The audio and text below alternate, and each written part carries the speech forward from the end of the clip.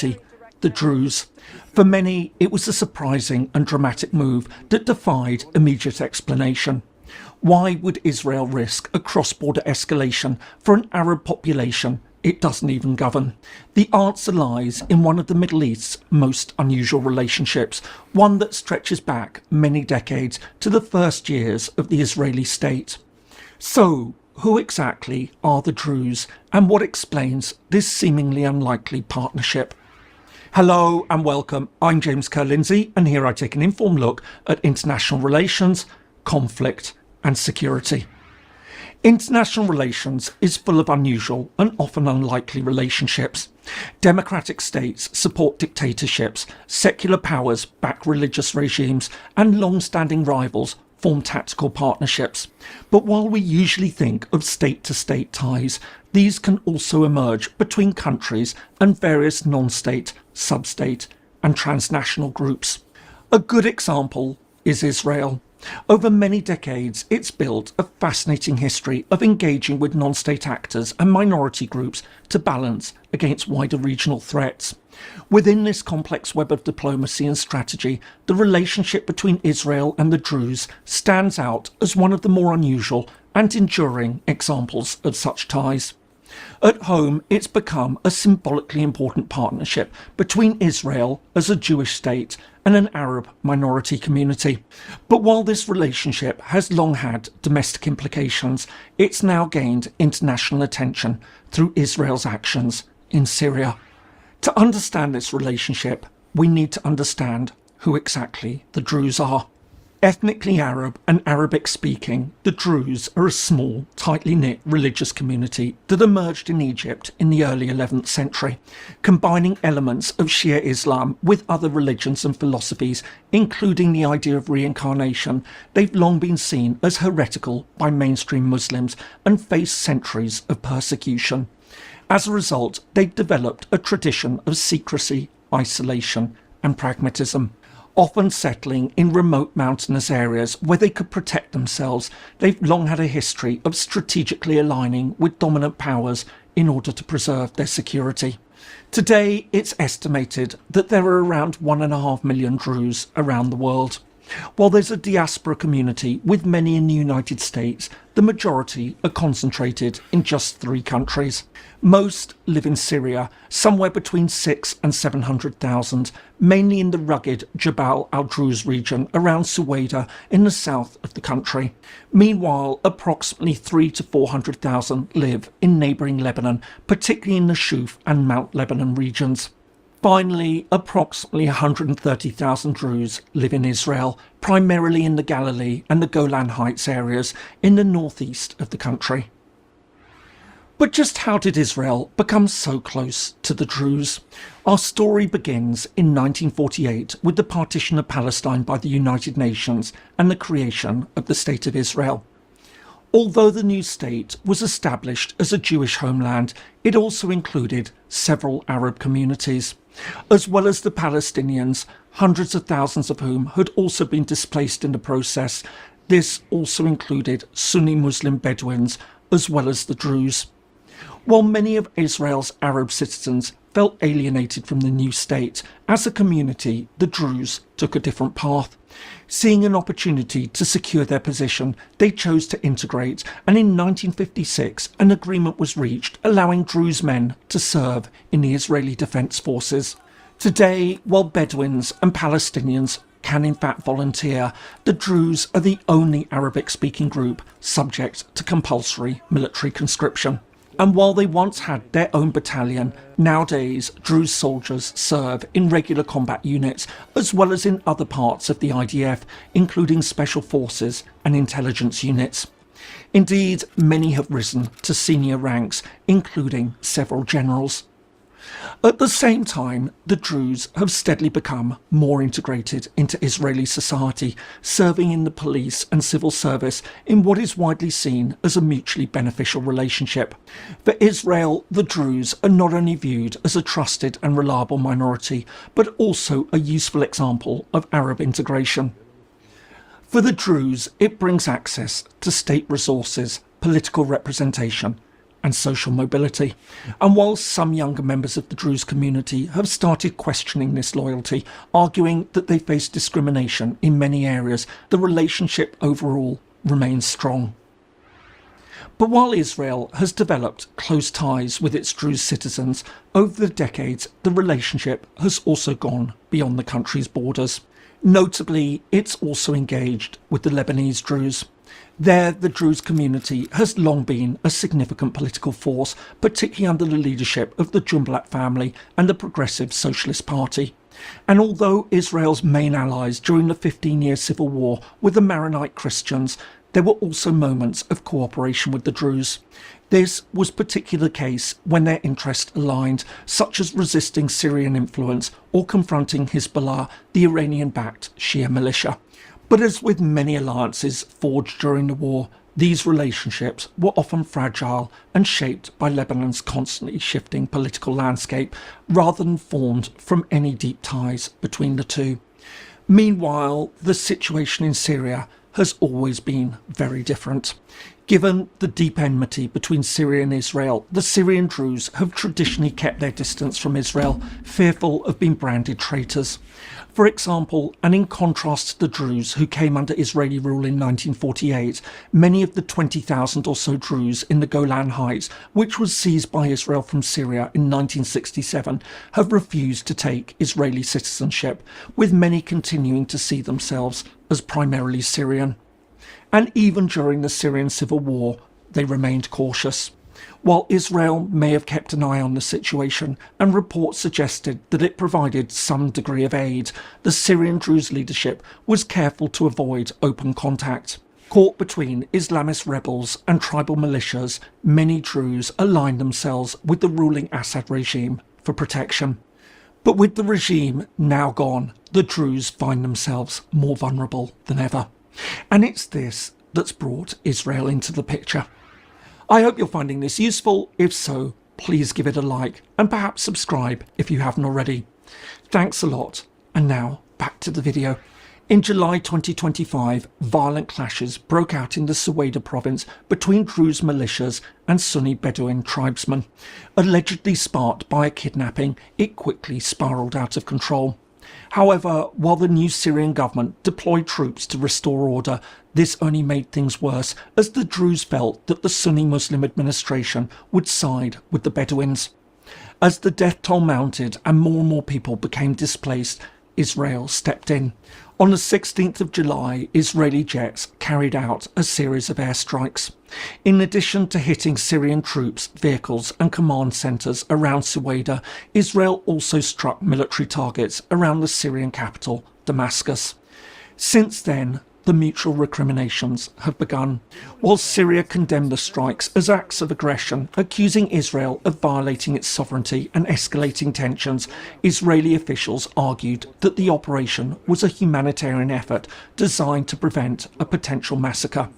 Meanwhile, although a temporary ceasefire brokered by the United States and several Arab states has led to a partial withdrawal of Syrian troops from the area, the situation remains tense. While the Druze are now back in control of Suwayda, the fighting has come at a heavy price, with an estimated 1,100 dead and 130,000 displaced. Meanwhile, the threat of further violence looms large as the Bedouins insist that they may yet take up arms again, which in turn could threaten further Israeli strikes. So, just how should we interpret Israel's actions? Was it really about protecting the Druze, or is there more to it? In truth, it's likely a result of a combination of factors. First and foremost, there's undoubtedly a clear strategic logic behind the strikes. While officially described as a humanitarian mission, the operation fits within Israel's long-term objective of maintaining a buffer zone around the Golan Heights. Israel has always sought to prevent Iranian-backed militias and other hostile forces from gaining a foothold in southern Syria, and the Druze, who are generally suspicious of both Sunni Islamist groups as well as the government in Damascus, make a useful buffer. And it's for this reason that the Druze, who are generally suspicious of both Sunni Islamist groups as well as the new Damascus government, make for useful allies. Supporting them helps secure Israel's northern frontier. But at the same time, it seems that the intervention also plays an important role at home. By acting to protect the Druze in Syria, Israel sends a powerful message to its own Druze citizens. Their loyalty matters, and the state will stand by them, even beyond its borders. That message is particularly important now as signs of discontent have begun to emerge within the community. Likewise, the move is also likely to resonate with broader Israeli society, where the Druze are respected for their military service and citizenship. For the government, the strikes offer a way to reinforce national unity and underscore its commitment to loyal minorities, including Arabs. Killing people for political points, you say. The intervention may also have a significant downside. Critics point out the potential adverse effect for the Druze in Syria. Having managed to avoid being seen as Israeli collaborators for many decades, this could now place them in even greater danger. So, does this mark the start of a new phase in relations between Israel and the Druze, especially in Syria? Of course, at this point, it's hard to say. The relationship between Israel and the Druze has never been based on ideology or shared ethnic or religious ties. It's been grounded in pragmatism, mutual interest, and, for the Druze, survival. But while Israeli support may be welcome at the moment, the real question is whether it will translate into long-term protection, especially as the community could now be seen as Israeli proxies. Will Israel maintain this security? Then again, a long-term role may be exactly what Israel intended. The strikes may have been just as much about creating a pretext for a prolonged presence in southern Syria as it was about preventing bloodshed and appealing to Israeli Druze sentiment. Having stepped in, Israel might not be able to step out again, at least without risking the Syrian Druze, with all the effects this will have on Israeli Druze opinion. But all this remains to be seen. In the meantime, whatever happens, the recent airstrikes have focused international attention on one of the Middle East's most unusual and enduring partnerships. I hope you found that useful. If so, here are some more videos that you might find helpful. Thanks so much, and see you in the next one.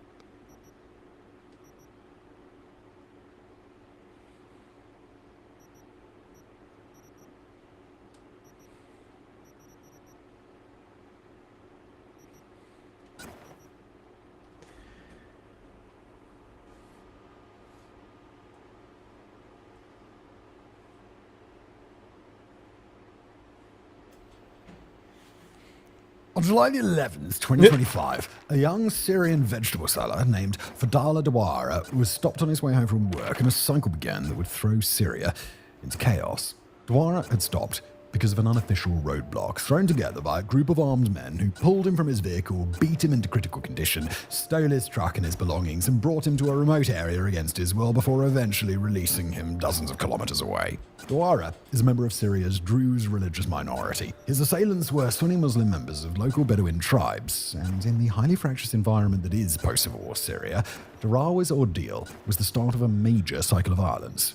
The events since Dawara's abduction have brought Syria to the brink yet again, with an intense round of bloodshed that's left over 1,000 people already dead. Israel has conducted bombing runs in support of the Druze. Elements of the Syrian security forces have taken part in massacres, not unlike the killing of Alawites in Syria a couple of months ago. And underneath it all, the world is reckoning again with one critical question.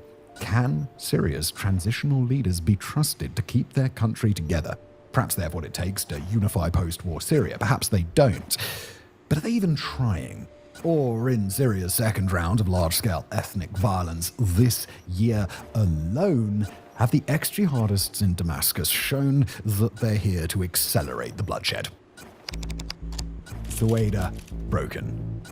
Now, before we get into the violence of the last week and a half, we do need to pull in a bit more context to understand what's really going on here. For the Syrian south, as is true for the rest of the country, large-scale violence is not new, and in this part of Syria in particular, the shape of this conflict today mirrors the shape of the conflict in years past.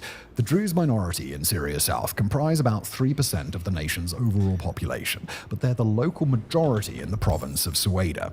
During the Syrian civil war, the Druze were largely neutral actors, but that doesn't mean that they weren't involved in the fighting. Suwayda and the neighboring province of Daraa were targets of intense repression by Assad-era regime intelligence. In response, the Druze and other armed factions in this part of Syria organized into local militias, and in the waning months of the war, they adopted a unique means of fighting back against the regime. When a person was taken off the streets by regime intelligence, militia groups would kidnap and hold hostage their own people as a counter, often intelligence operatives or soldiers, and negotiate a prisoner swap, often while skirmishing with the government forces, setting up and enforcing roadblocks, and otherwise making themselves impossible to ignore. After the Assad dynasty was toppled at the end of 2024, Suwayda province, and especially the Druze, have been caught in a strange spot. Their home has gotten a lot more crowded over the years, with thousands of refugees from Syria's Sunni majority finding new homes there, and with Sunni Bedouin tribes especially making up a small but growing share of the population. At the same time, the Druze have fallen under the protection of neighboring Israel, something not all Druze necessarily agree with, but the prominent religious leaders have endorsed and welcomed. Israel is home to its own sizable Druze minority and has insisted that it must protect Syria's Druze from the nation's new transitional leaders. Those leaders, including new President Ahmed al-Sharaa, are Islamist hardliners who once fought alongside al-Qaeda in the Islamic State before leading an autonomous government in the northern province of Idlib during the back half of the civil war. Already this year, Druze factions have come into direct conflict with Syria's new security forces, who've integrated extremist former fighters to their ranks as a deeply imperfect way to try and keep them in line. Many Druze leaders are deeply skeptical of their and their government's actual intentions, and after extreme ex-rebel factions within the government security forces participated in the massacre of Syrian Alawites in the country's northwest this March, a large population of the Druze have worked to better organize and arm themselves for self-protection. So, when that young Druze vegetable seller was kidnapped and beaten on July the 11th, the Druze community in Suwayda was both on edge and well practiced in dealing with the kidnapping of its own people. Much as Druze militias had done during the days of Assad, armed groups surged into action, taking hostages from the local Sunni Bedouin community in order to try and force the young vegetable seller's Bedouin attackers to bring back what they'd stolen. The Bedouin population, however, was just as accustomed to these cycles of back-and-forth kidnappings as the Druze, and they responded in kind by taking their own hostages to force a Druze hostage release. Before long, armed groups from both sides were coming into contact in the streets, first with skirmishes and then in larger clashes in just a couple of days. While armed Druze militias deployed mortars, including against Bedouin neighborhoods, while Bedouin fighters said this place was abandoned.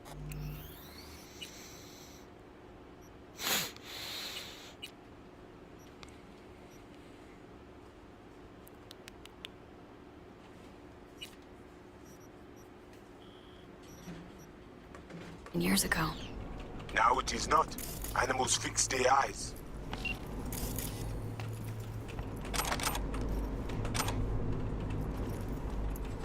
began to attack Druze communities indiscriminately. Each side set up their own checkpoints. Each side launched confirmed attacks against checkpoints set up by the Syrian government, and after years of war and months of heightened tensions, it took practically no time for the situation to spiral completely out of control. And I'd just like to mention at this point that this was actually something that we covered in our newsletter last week. So if you want to get really up-to-the-minute updates in the style that we do here at Warfronts, making everything very understandable, please do follow the link in the description below. Sign up to the newsletter. It's twice weekly. It's completely free. Why not? State involvement. Now, by the end of the third day of the fighting, Syrian government forces were on their way southward to intervene in large numbers. While security forces from nearby Daraa had arrived sooner, they largely threw their support behind the Sunni Bedouin, spiking tensions even further beyond the fever pitch that they had already reached.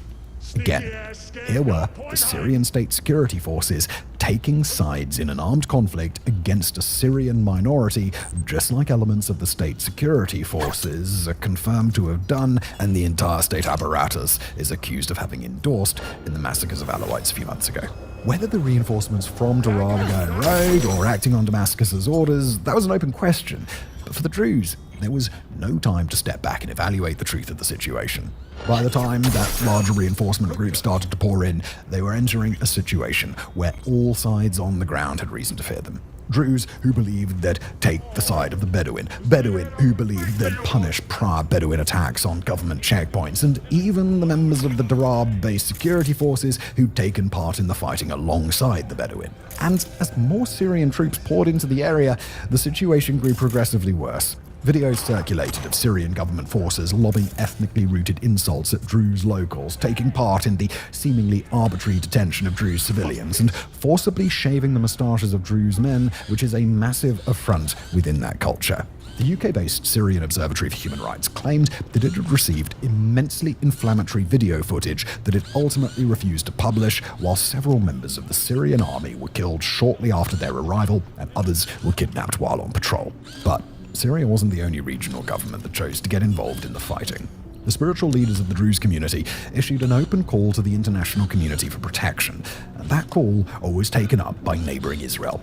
In particular, the Druze overtures were led by one of the three main Syrian Druze sheikhs, Hikmat al-Hijri, who's frequently called for direct Israeli involvement in Syria since the Assad regime fell. Much of al-Hijri's rhetoric was centered on the need for a truly representative civilian democracy at the head of a unified Syria, while allowing vulnerable groups to continue to arm themselves. Those demands have grown all the more salient as Syria's transitional leaders have been slow to establish representative leadership outside the Sunni majority and have demanded that ethnic paramilitaries lay down their arms. At the same time, al-Hijri has been accused of manipulating fears of Druze persecution on behalf of Israel, giving Israel justification for a buffer zone occupation along Syria's southern border that a portion of the Syrian and international community have characterized as a land grab. Al-Hijri's place as a Druze leader is complicated, and while we can't do it justice in the span of this short episode, his clear preference for Israel over the Syrian transitional government is a critical factor in explaining what came next.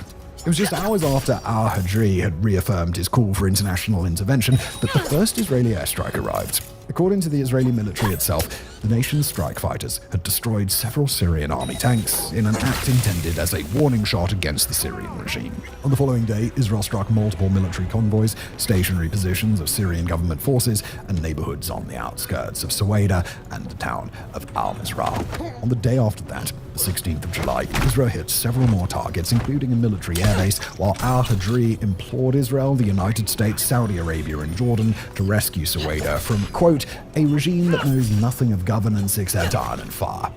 By this time, the Suwayda government had already been placed under ceasefire, but that truce fell apart almost as quickly as it began on the 15th. Al-Hijri had been party to the deal, according to the Syrian Ministry of Defense, but within hours the government was accused of breaking the ceasefire, and Al-Hijri was calling for resistance by any means. Israel escalated the situation shortly afterwards, striking what it claimed were forces responsible for the Suwayda violence at the headquarters of Syria's Ministry of Defense, the General Staff Complex. Israel's strikes were noted as being particularly destructive, and additional bombs rained down near the nation's presidential palace. Not long afterward, Druze leaders announced another ceasefire with Damascus, this one confirmed by Syria's Ministry of the Interior, but this time it was al-Hijri who outright denied that any deal with the government had been even discussed. The Syrian government began to withdraw from Suwayda as hundreds of Druze reportedly crossed into Syria from Israel to support their people, and hundreds of Bedouin and other Sunni militiamen came into the area from neighboring Daraa. With government forces withdrawing and al-Hijri loyalists and Bedouin militias clashing directly, reports of even more massacres trickled out from the combat zone. At the same time, Druze militias reported evidence of mass slaughters perpetrated by government forces. A mass exodus from Suwayda began, made up of civilians trying to escape the violence as fighting spread outward to the governorates of Daraa and Rif Dimashq. Eventually, Syrian forces were able to redeploy into the province, slowly starting to restore order after yet another ceasefire was agreed on July the 19th. The truce took days to implement as fighting wound down, and in some areas, violence appears likely to continue as of the time of writing. Right now, at about midday local time in Suwayda on July the 22nd, the ceasefire seems to mostly be holding, but after tremendous costs have been imposed on Suwayda and its people.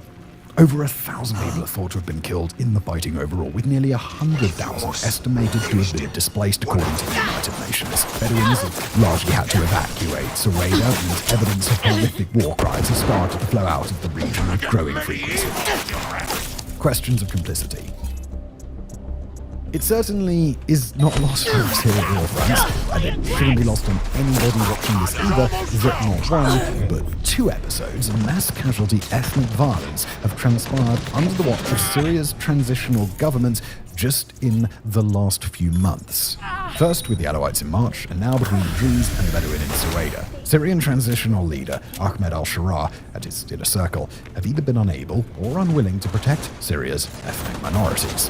One of those 2 possibilities is deeply concerning, the other is damning. When it comes to the question of complicity by Sharaa and his top deputies, we have to be really clear. Right now, there is no direct evidence available in the public domain that either exonerates Sharaa's government conclusively or implicates them conclusively. If any person in the news, government, or social media or anywhere else is presenting this as if it's a settled issue, then all one of 2 things is true. Either they have some sort of privileged access to information that's been kept behind closed doors, or they're making claims that go beyond their ability to support. Right now, in the public domain, this is a judgment call, no matter what a person's judgment of the situation may ultimately be. With that said, there can be no doubt that government security forces did perpetrate atrocities in Suwayda, including extrajudicial killings of Druze civilians, organised and religiously targeted humiliation of the Druze community, and looting of Druze communities. The question, however, is whether those soldiers acted on orders from Damascus or operating outside their mandate. We've explained in past episodes covering Syria that Damascus is trying to integrate all kinds of former rebel and militia groups into the new national armed forces, including radical factions with a history of committing war crimes, because the alternative is to have all those people running around with heavy weapons and zero regulation. It's a bad solution. Damascus is just as aware of that as the rest of us, but there are limited alternatives. Recent reports have confirmed that in the Alawite massacres in March, specific extremist ex-rebel units carried out the vast majority of atrocities that the Syrian government was implicated in, and the same may well have been true in Suwayda. What we do know is that in this particular outbreak of violence, all sides were committing horrific atrocities. Druze against Bedouin, and Bedouin against Druze, plus Syrian government forces and unaffiliated Sunni militias. We know that Israel took unilateral action against the Syrian government on numerous occasions, including, per reporting by Reuters, at a time when Syrian leaders thought it was understood that they could operate in Suwayda. We know that Hikmat al-Hidri in particular seemed to inflame or push for a resurgence in fighting at times, and we know that in such a chaotic situation, with all sides operating at cross purposes, imposing a unilateral ceasefire would have been very difficult. For any ceasefire to have an effect, it would require not 1, not 2, but at least 6 separate parties to hold on to a posture of non-aggression. Druze armed groups, Bedouin armed groups, the subset of Druze armed groups loyal to al-Hidri, Syrian government forces, potential rogue elements within the Syrian government forces, and, of course, Israel. For any ceasefire to really bind all 6 is an unlikely prospect if those ceasefires were being imposed over the heat of ongoing battles. When Israel did finally agree to let the bulk of the Syrian military impose order, violence did draw down, even if it hasn't entirely wrapped up yet at the time of writing. Were Syrian government soldiers responsible for carrying out attacks in Suwayda? Yeah, absolutely.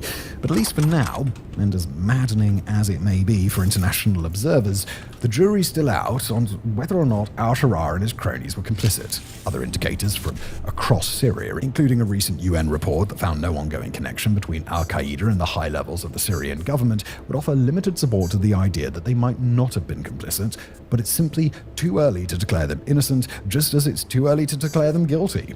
It's an unsatisfying answer for us as much as anybody watching this right now, but for now, it's all we've got. If you'd like to see a deeper, more long-form analysis, let us know in the comment section below. But for now, just keep an eye on the headlines. Thanks for watching.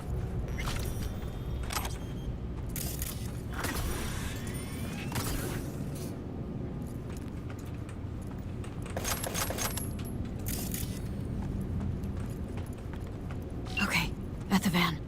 But no sign of the runner. I see what you see. No chatter. Now, interface with the van.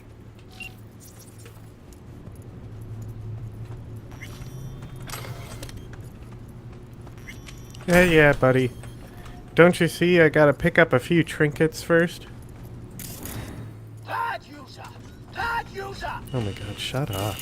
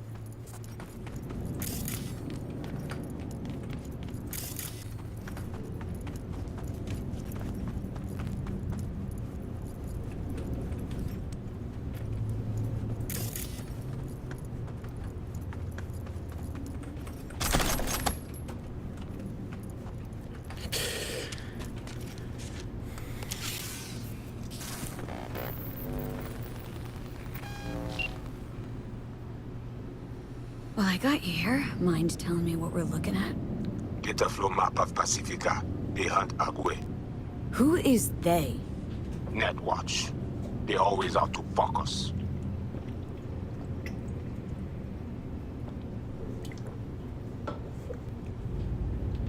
Okay, so what's on me to do? You must reach the agent. Easy now to find him. Look at the map. He is in cinema. Step away now. This isn't your fight. Ned, What? Placide what?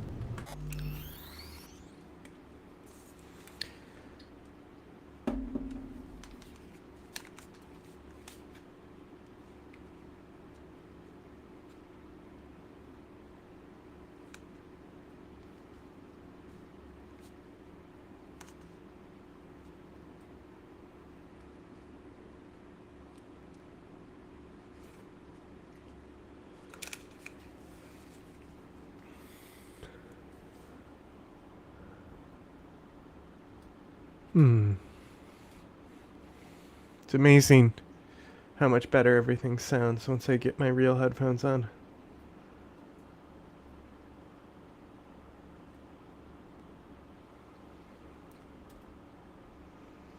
.30. Okay, O'Reilly was there 20. I don't know how long he was there. Well, let's just say give or take 20, right? Tucker was there for a number. Megyn Kelly was there for a number of years. God, pushed out. The runner know you are here. Hunt him.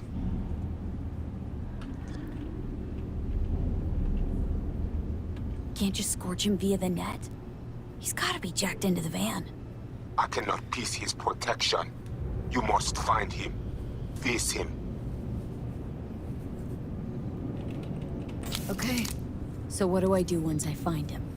I will tell you.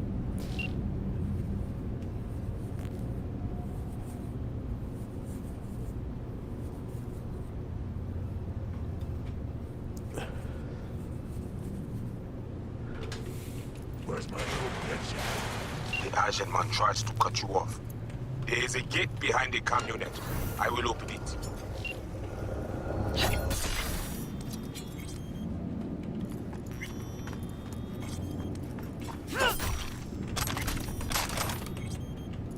I just saw you had a homie with you. Where did he go?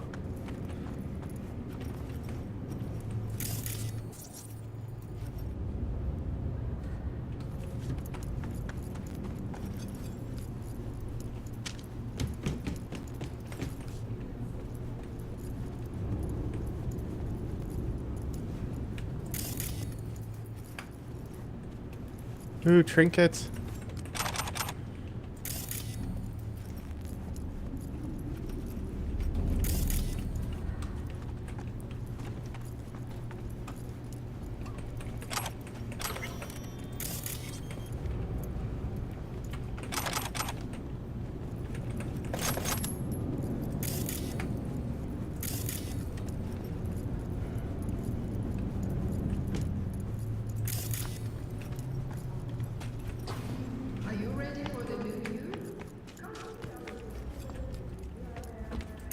What's over here? The Asian man tries to cut you off.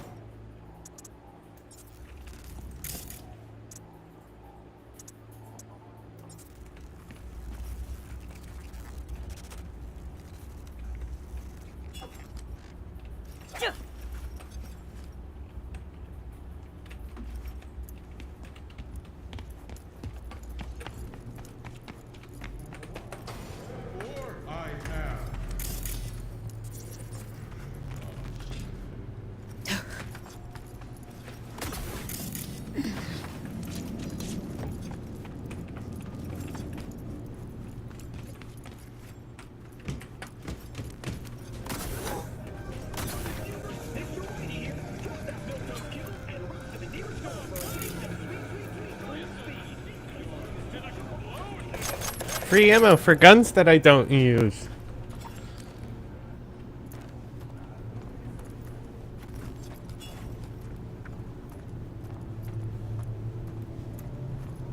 Can I grab them?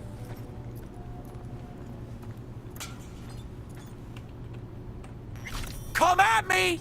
Bring it!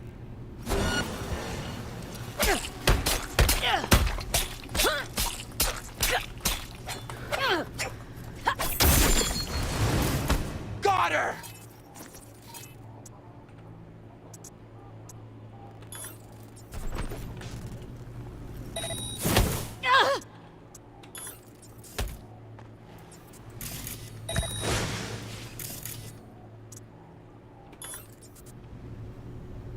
Ready for some fun?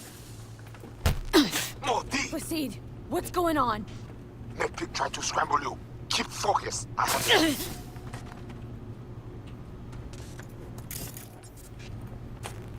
but I cannot hold it. No, he insists somewhere with Alpha Animal. Deal with him.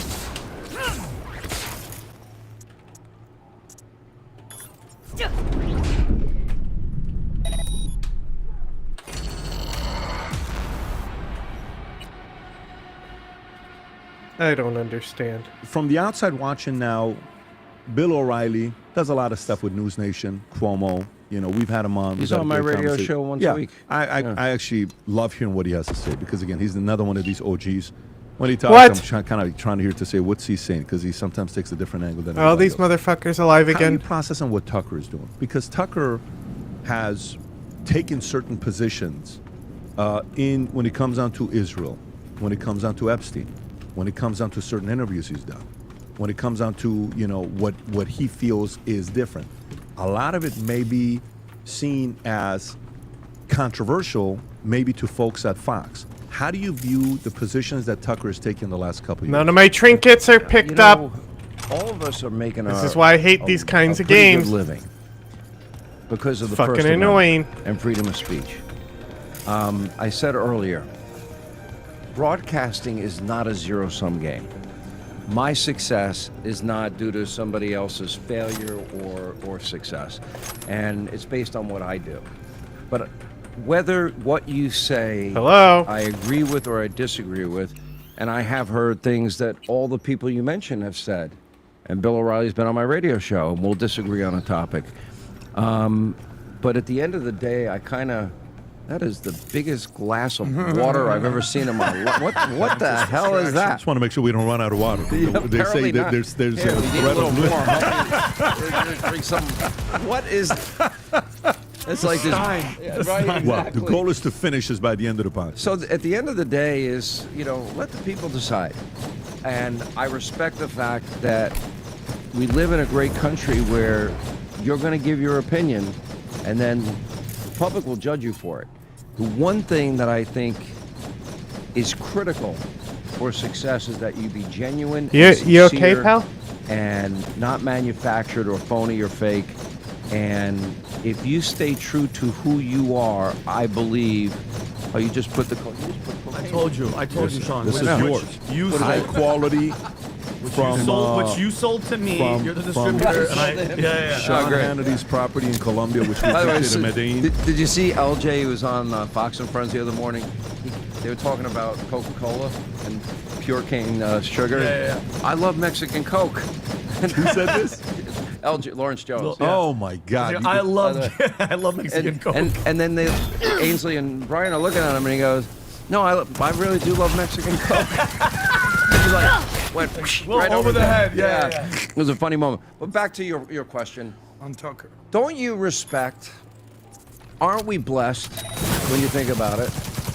We live in a country where you can have any opinion. I do, and, so And what then I'm- you I love build it. an audience based on whether or not enough people But- want to hear what you have to say. But some of the positions Tucker's taken would be a different. I kind of- disagree with him. Okay, so For example, he interviewed some historian and Get to work. making it, and this has kind of gone a little viral.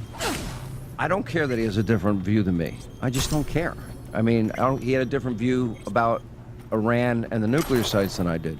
I don't care that he does. I have to be true to who I am. And he had a historian, and there's this narrative Stop. that's been making the rounds. That, Calm down. You know, Winston Churchill, blood, toil, tears, and Chill out. sweat. You know, what is our aim? Victory. I love Winston Churchill. That somehow, well, it's not the best thing that we won World War II. Now, my father spent 4 years in the Pacific, by the way, and wasn't the best life, and he grew up very, very poor. But to me, Winston Churchill was one of the most heroic people in our time. It's just a disagreement. You want to have a different opinion, fine.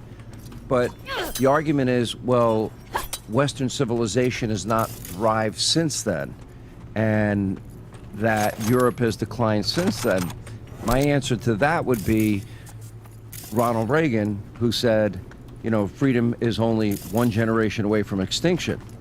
And so, yeah, Winston Churchill was the hero of World War II to me, and I would argue with the historian guest that he had. But guess what, Patrick David, you know what? You live in a free country. Express your views. If that's what you think, express I it. love What do Hitler. you think about what Tucker is doing these days? This might be a controversial opinion on Tucker, but to me, he's sort of masquerading and cosplaying as a populist when he's almost like the elite. He's sort of basically saying, I'm anti-establishment. There's, you know, we say one of one. He's one of one. Tom Brady's one of one. Michael Jordan's one of one. Tucker's also one of one. Because he's the only person, you've been at Fox News 30 years, that's had his own main show on cable, Fox, CNN, and MSNBC. So it's almost like he's syndicating his views all over mainstream, but being like, oh, shucks, I'm just a little old huckleberry here in khakis and a bow tie, chewing my dip. I don't know nothing about nothing. It's like, you know the establishment better than anybody, Tucker. And now you're like, oh, I'm anti-establishment. I'm being counterculture. What are your thoughts on that? You know, I'm first of all, I'm not following it that closely. I'm too wrapped up in my own world, my own opinions, my own shows. My answer to you is, I've never had a problem with any of the people that you mentioned. So what do I do once I find you know, there used to be a time where at Fox there was a lot of tension between hosts. For me, that's just evaporated. I wish everybody the best. If you listen to the people that you mentioned, I've heard every one of them say that they are happier than they've ever been doing what they're doing now. I'm happy doing what I'm doing now. They made their career choices, I made my career.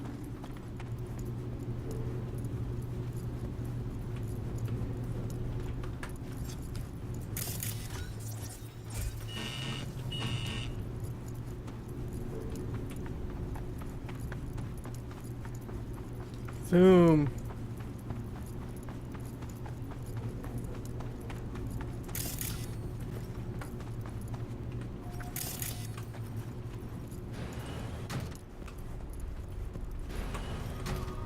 Invade him. We need access to their data. Clear? You must first. Proceed. Whoa, hey, easy.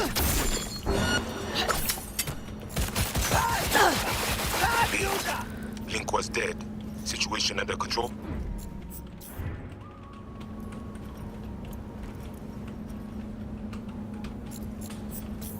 Yep, jacking into our friend now.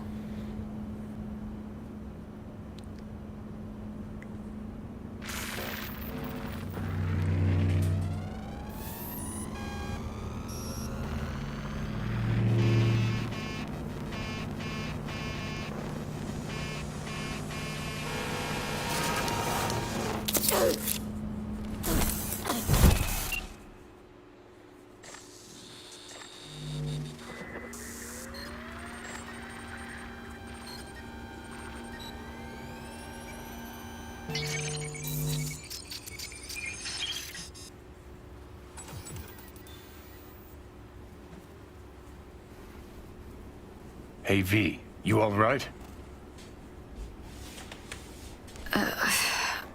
What happened? What do you think? Voodoo's were blowing smoke. You got duped. Made you their goddamn kamikaze drone. Guess that's your reward for lending him a hand. Could have been Netwatch that flatlined me. VDBs might not even know I survived. Right, then Placide's face ought to light up like a Christmas tree when you show up alive.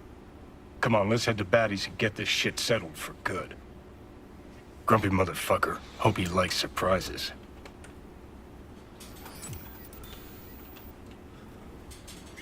Are you telling me maybe I shouldn't have shot that guy in the face 20 times?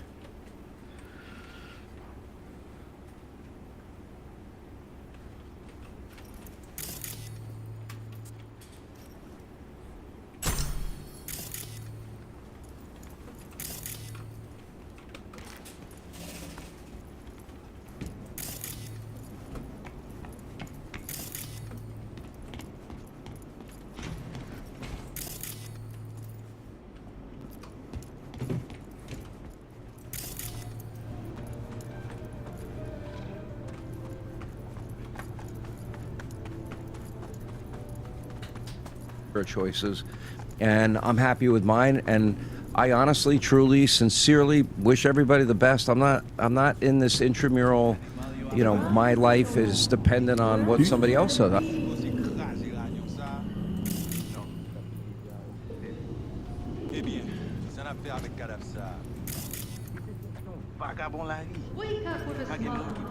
Who's yapping?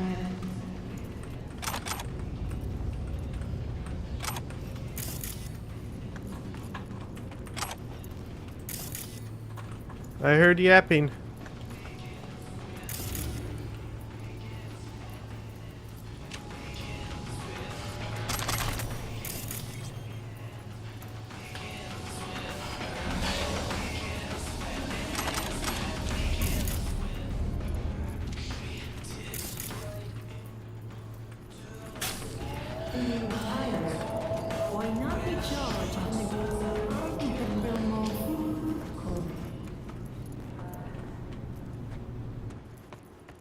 Oh, fuck! Les vivants! You wish to talk to Placide? Is that what you want? Because I can take you. Lead the way. Rentrez. Sure.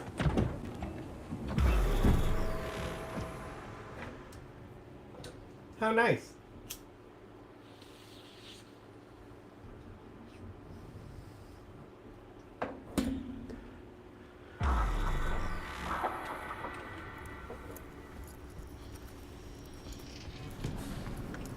I thought you dead.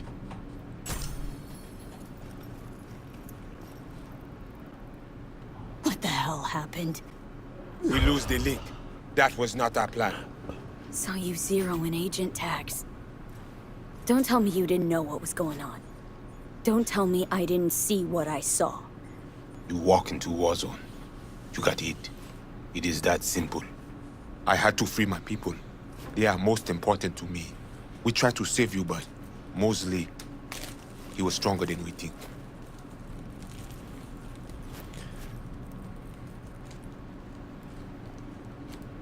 That's great. Brigitte, want to talk to her. Well, now you talk with me. I did the gym job. That was our deal. You and me, our biz is done. Assez. We must head under. This is not over. Netwatch will return. I hope you will not lead her to the crypt.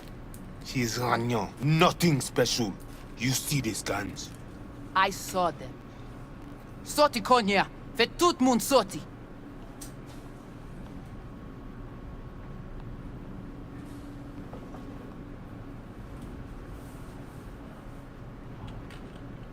You must be Brigitte. Hard woman to find. You have something for me. You know about the biochip, don't you? Yes, and we must check its condition.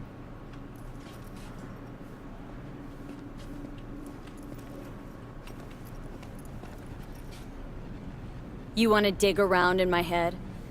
Yeah, I don't know. Starting to have some trust issues with you guys. You came to us in a bad time. That's supposed to be an apology?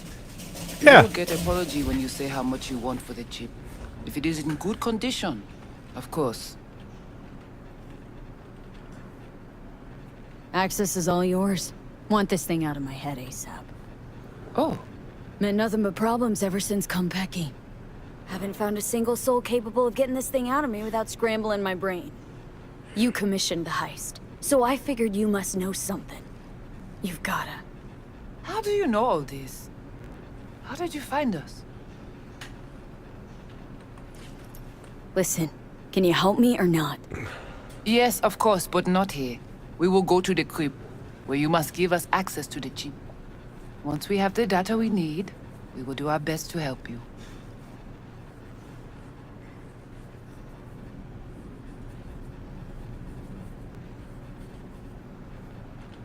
Then, after you. We're going on an adventure!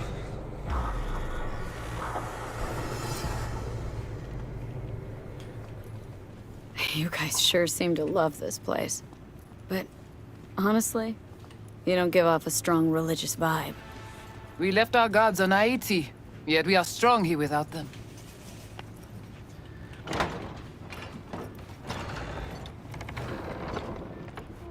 This way. So how come Placide didn't know about the biochip? He didn't recognize it in the scans.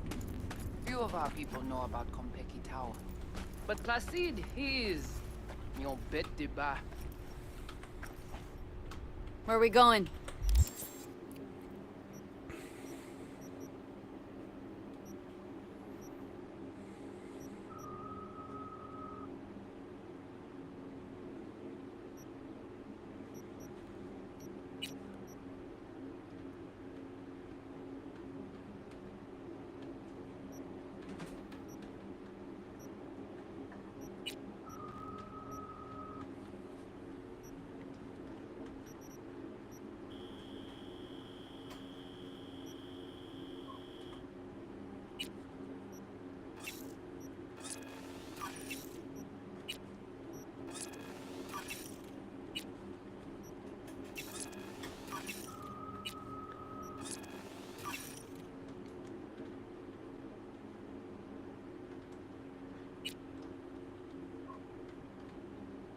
Why can't I make knives? Do I have to find the crafting recipe to make knives? Like, that would be cool to make knives. It would be very convenient for me. Oh wait, okay, so I can make a white knife?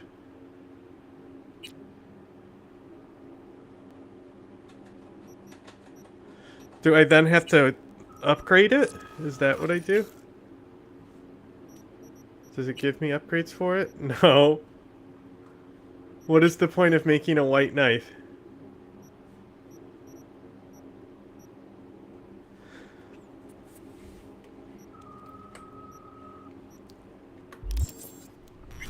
Soon you will see.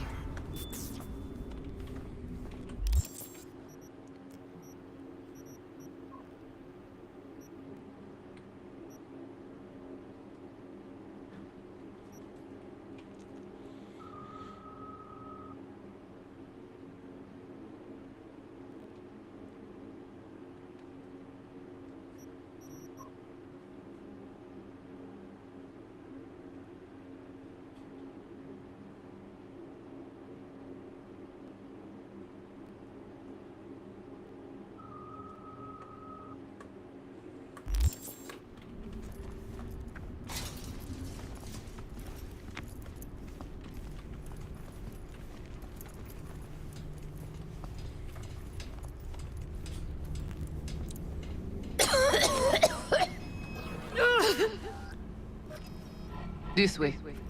The Watcher did not notice the biochip in you. Strange. Never gave him a chance. Good. It would complicate our work. This an old subway tunnel? No. Part of the transcontinental maglev system. When all states were connected. Maglift. Like the net, it too crumbled after the war. Vieux et courant.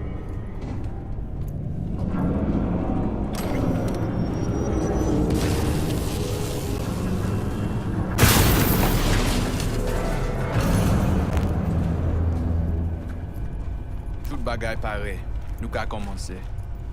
Bon. We take you into the cyberspace. No better place for you to interact with the construct. Matrix! Guess all this means you got your own synth tech interface. We have our own versions of all. We do not use anything from the city.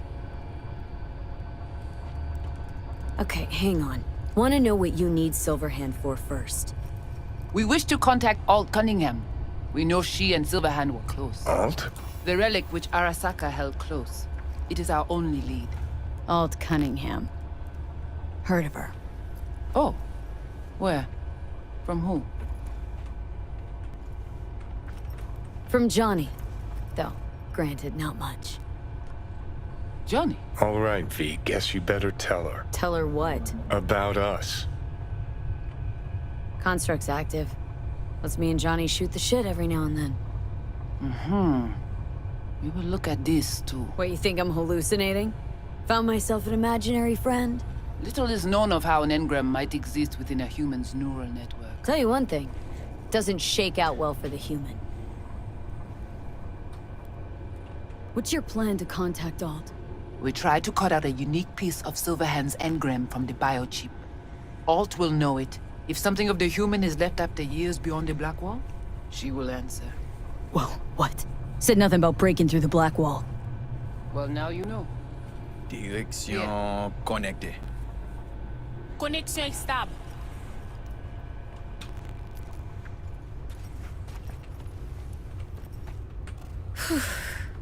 Let's do this.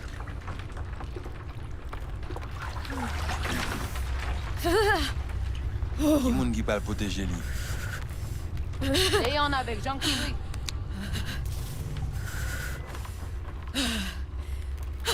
I'm an alpha! Okay. What now?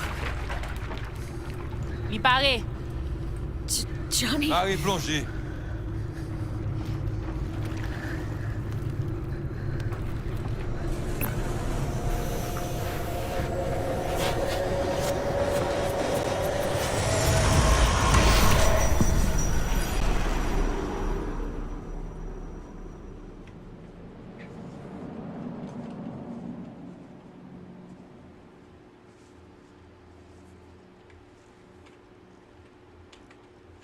Where are we?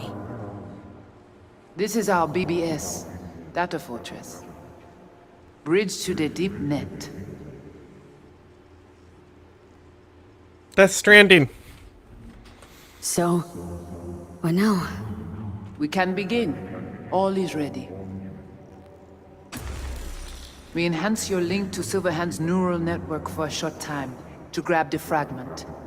We must find the data on Alt. Alt alone. This should only take... Brigitte?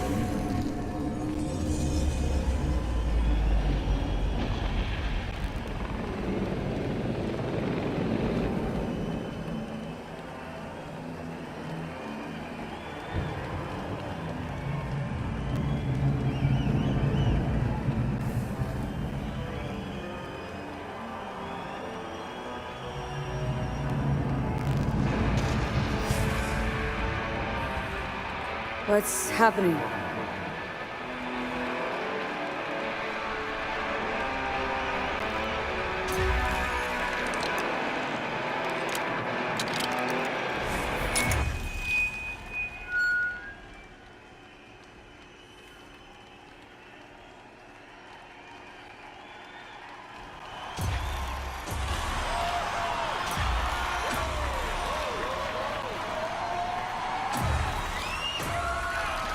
We'll never fade away!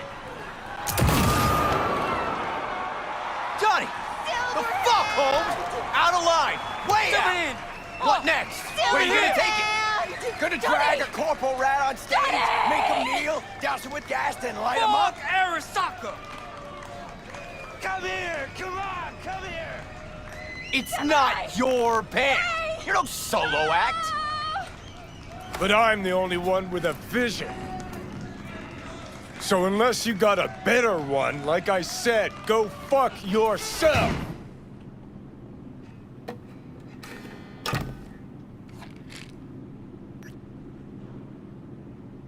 Is it the concert or Carrie?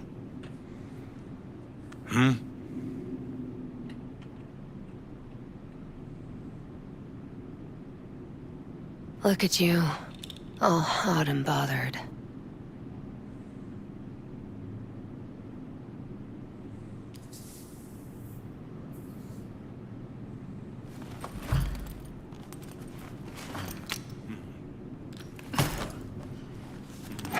Oh, mommy. I'm sure there's supposed to be music here. And nudity. This is very weird because I turned the music off because we watch videos so much. Very strange. That was bizarre. Look, the fucking underwear barely drawn on her.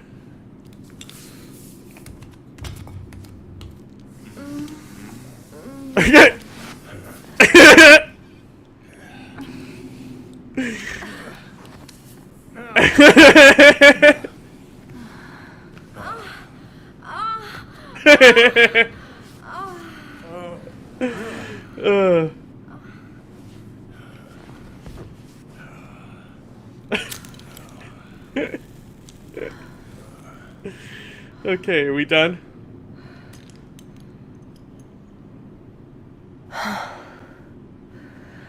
Goodness gracious me.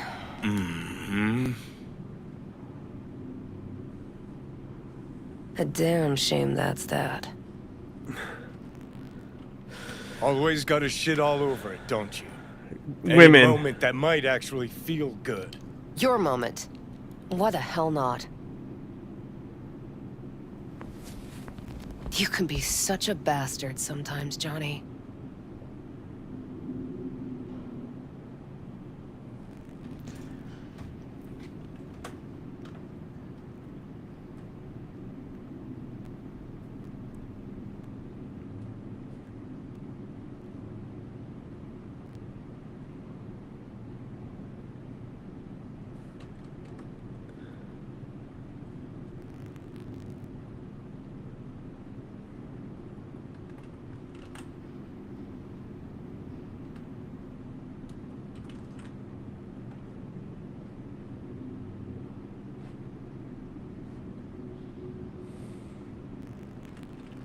Things were swimming.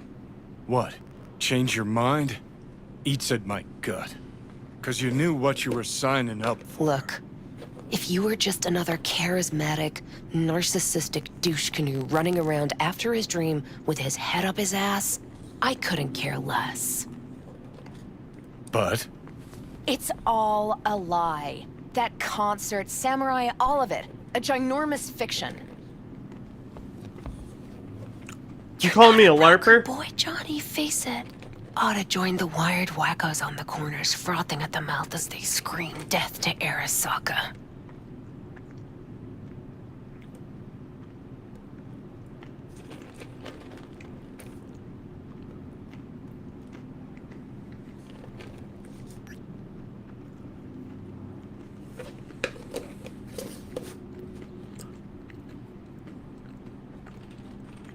Think we're done for the day, so you can fuck off. See, I thought...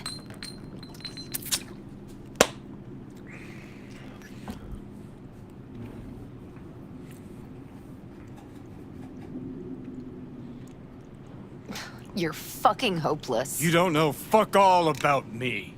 This is all we have, all we are.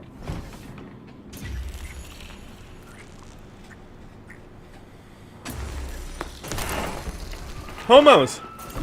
Where you going?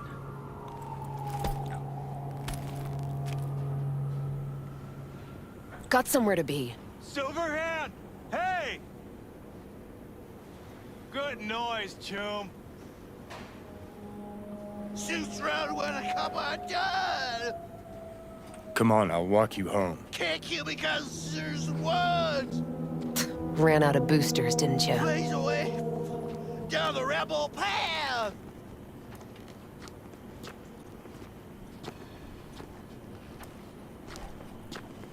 Let's get out of here.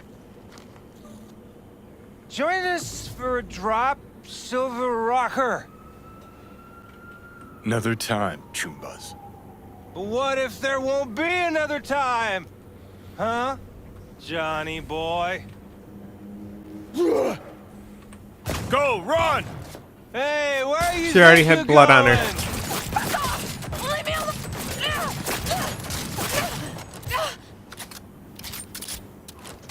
Calm the fuck down, cunt!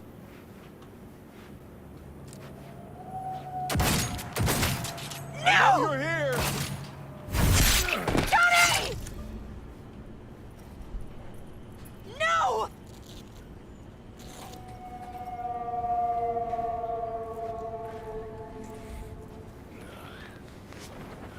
Fuck off! Let me alone! Better not jump. Johnny! Let go of me!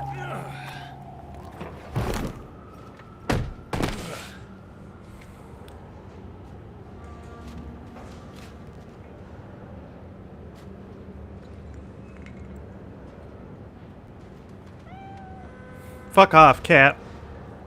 I already said I don't want you. Really did you, didn't they?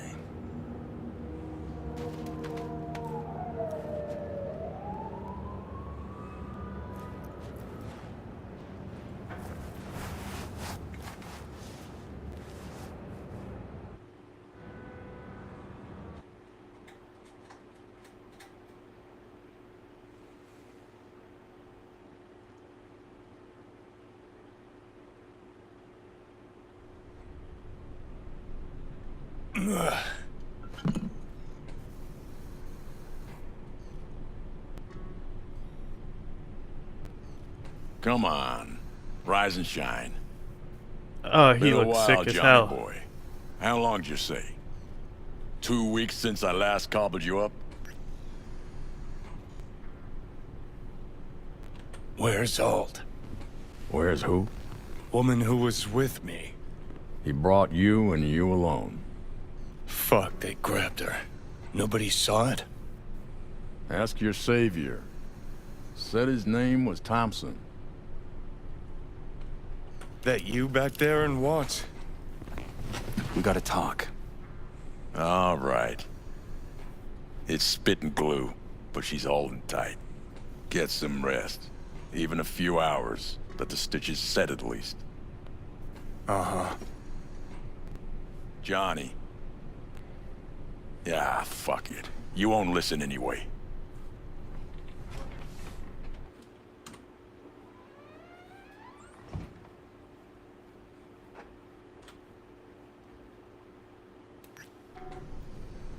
How much you see? Not much more than you. They wanted her. You was just home. And you just stood there, dick in hand, gawking and dreaming of tomorrow. Would've shredded us both if I jumped in. You see the guy's reflexes? Course not, he was that fast. Tech like that, you don't find in a dumpster. So, what are you after? Chasing down a story? Fresh for the scream sheets? That why you scraped me up off the pavement? Nah, had my story. But then some cats tossed her in the back of a van and sped off.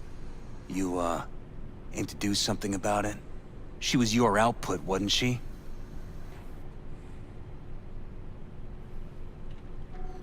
Alt's kidnapping, it's collateral shit. They swiped her to get at me. You even know what she does for a living? Girl's one of the best runners around.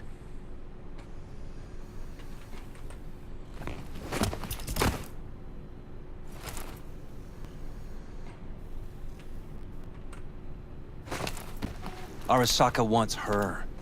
Abduction was a standard intercorp extraction. Nothing more. Okay, so what are they after? Soul Killer, an AI.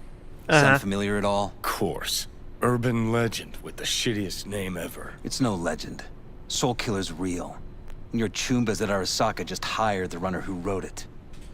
Take that in. Sokka with Soul Killer to do with as it pleases. Grim, my man. You even imagine that, Rocker? Arasaka'll be unstoppable. What a steaming load of shit. Let's go. Okay. What's your take then? I'm all ears. Oldest, tritest tale in the world. Arasaka was out to provoke me. And it worked.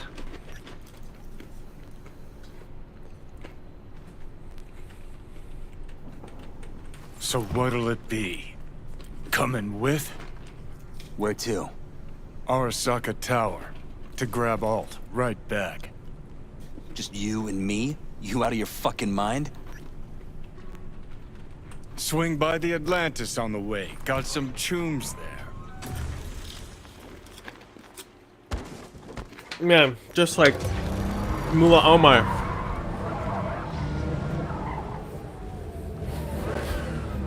I'll be in the car. Can't wait too long, though. You'll wait as long as you need to.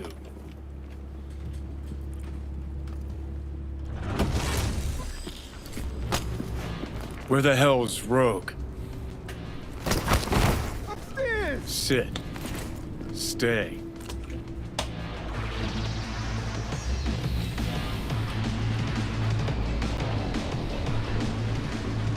Silverhand! Got an IOU here with your autograph on it.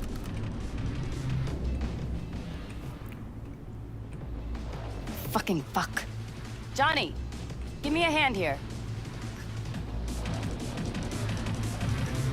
You know who he was talking to. I need a name, just one. Johnny? I wish I could remember. I do. How's things, Engels? Got a private meet going on in Your there. first time here, isn't it? Want some advice? Sure. Rogue back there too? Yeah, just... Yeah, private meet, so you said. Promise to be super unobtrusive. God, I hate this fucking town. Johnny. Don't know you. That's no problem. Just as long as everyone else knows Johnny Silverhand. Need your help. We're waiting for a client. One who values discretion. I got a job for you, too. Urgent, but pays right. How much? Butt out. This isn't your biz. Is now. Rocker just pulled out his wallet. Don't you get it? He's not here about any damn job. He's fucking with me. Last So time this he... time, you'll be smarter. Take your eddies up front. So, how much, Rocker? $1 million. It's important. Name your price. Ah. So you're either made of money, or you think we won't live to collect. Either way, Rocker, you're coming with us. Deal. That it is. Urgent indeed. Shit, Johnny. Didn't notice you had a fucking tail? Mr. Silverhand, you're coming with us. Here to take me to Alt? Just like I thought.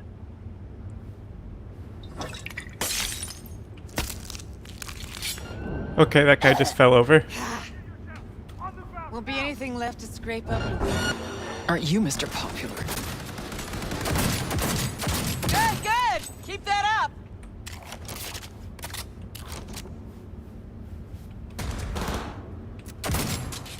Take her from all sides! On my way! Get wrecked! Soldier KIA! Kilo? Is this real? Who'd you... Hey! No mercy! Gotta admit, didn't miss a minute. Cover me! I'm reloading! Take cover! Be back in here in a sec! Any last words?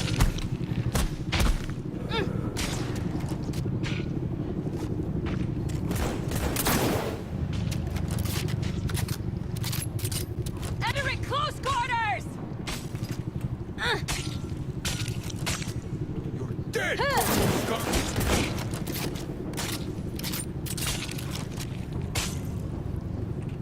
We're just warming up.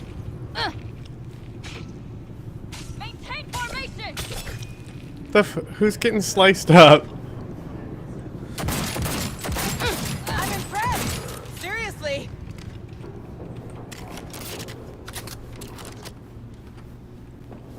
Let's get out of here. Not even sorry. Fire at will! Yes, fucking own it.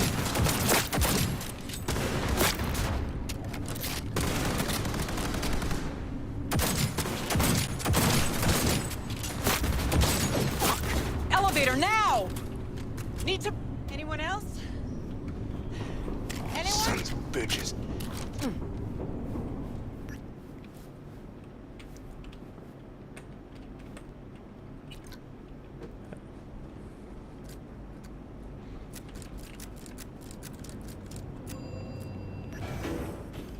Elevator, quick! You wanna play? With me? Come on! It's gonna take much longer. Got trouble in heaps. There'll be more at the bottom. Bet you thou.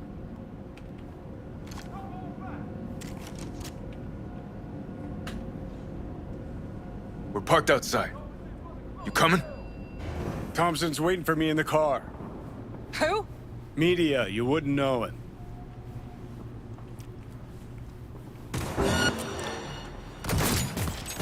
I'm impressed! Seriously!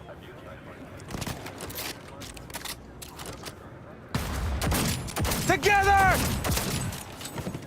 Get wrecked! Fire! Hey! Leave a little for me! We're losing soldiers!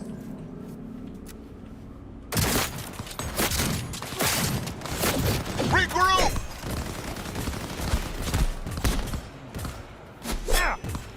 Cover you! Come at me!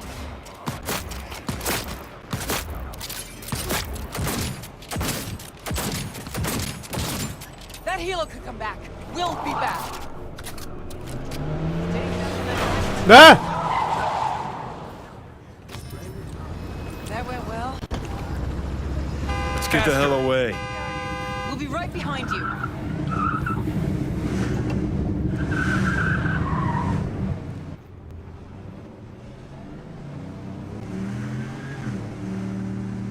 Got company. Porsche fight. Arasaka! If they hit the car, we're fucked.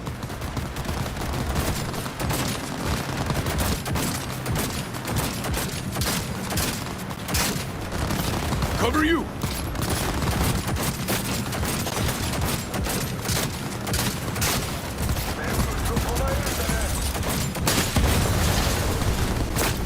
Fucking hell. I have no idea what the hell she saw. Not half bad, Dad. Now what? Gotta lose him, quick! Next right, take it! You hanging in?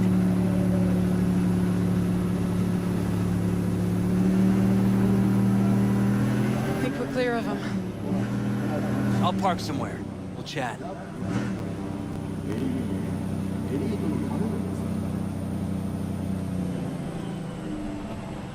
Beep.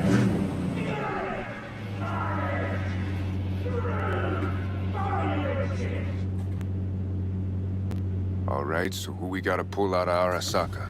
Alt Cunningham, net runner from ITS. Oh. Yeah. The tower. What's it taking her there? This gets better by the minute. How you want to play this? Either of you gonks got a plan? Yep. Distract him. Make some noise. Set up right under Arasaka's windows and crank it loud. Blast the panes out. It'll be a gig to remember.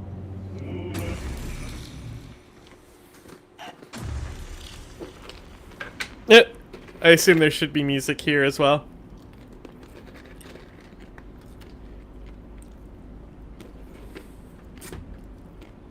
We do not as yet have word on the exact number of people hurt in the riots. But our reporters are on the scene at Arasaka Tower.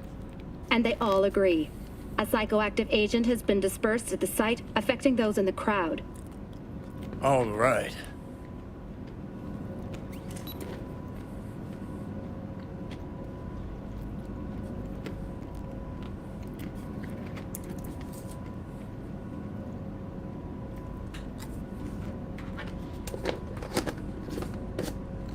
Thompson. Know him well? No, why does it matter? Don't like the guy? Don't trust him. And medias are bad luck. What? Bad luck. Say someone finds a tape later. A tape of us breaking into Arasaka Tower. Worry about that if we make it out. Come on, we don't have much time. Exact. Mainframe. Gotta find the mainframe. Get to work. Great. Now focus. Now, here they come. Shots fired!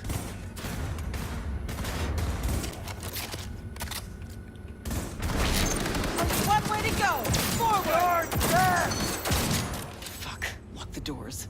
What now? Give me a sec. I'll get it open. Cover me. Ready or not, here they come. Got four in view. Get ready. Headed this way. Got four headed Get our ready. way. Take her from all sides. Go! Go!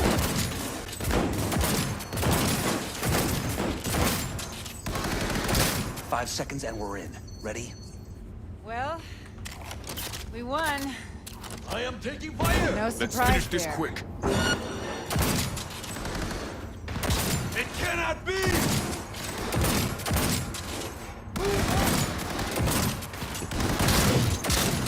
Attack! That's it. Don't make yourself an easy. Get out of the way.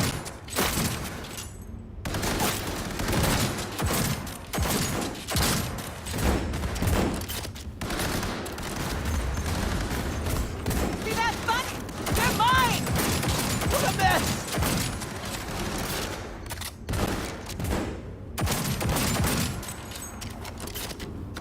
Anyone else? Open fire! We're gonna play it. No. Fucking hell! Thought so. That went well. Guess you are useful sometimes. Minigun spotted. Jared, look for us! Be careful! Whoa. Hey! Hey!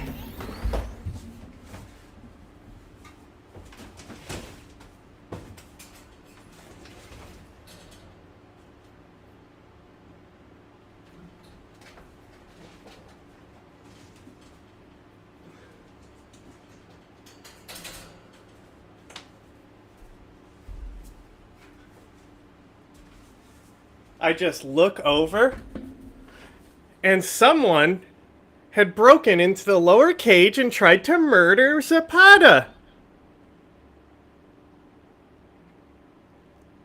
How could you have done this, BB? Look, he has Zapata's fur hanging out of his mouth. You're so naughty.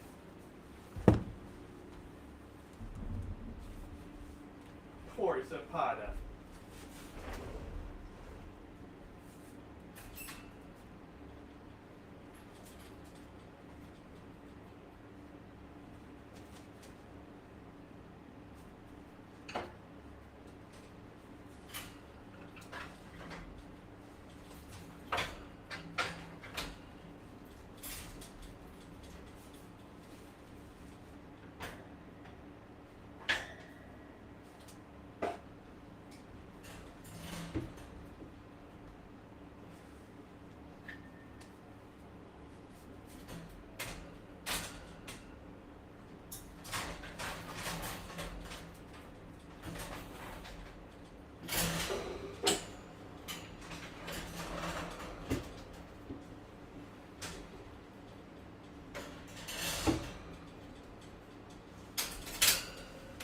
Okay, Zapata, now we gotta find you wherever you went.